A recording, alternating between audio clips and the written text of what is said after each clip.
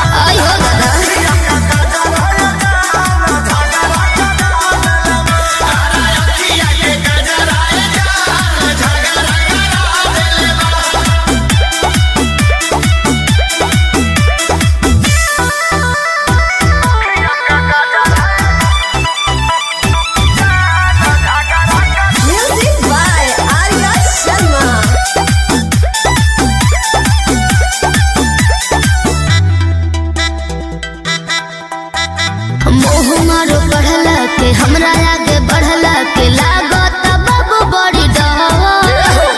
झूठे पढ़े जात बाड़ू तब तू डेरात बाड़ू पहले बाड़ू जानू भगवा तहरा कहला से पढ़ल का छोड़ दे हो तब बोला कवना के देह धके कोड़ दी हो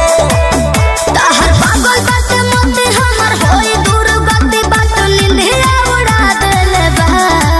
तोहरा अखिया के गजरा है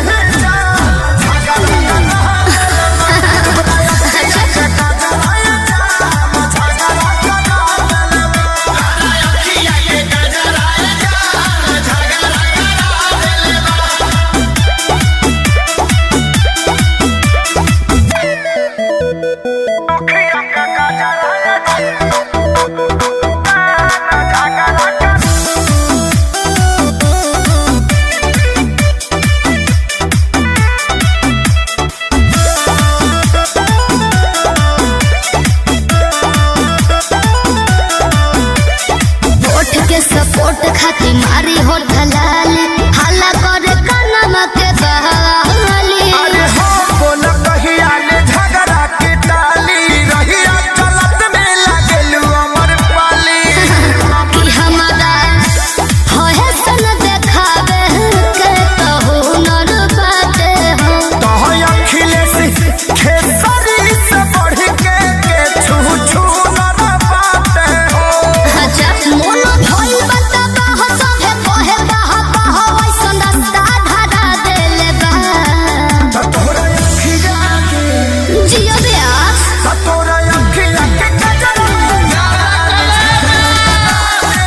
होके दो अखिया के गजरा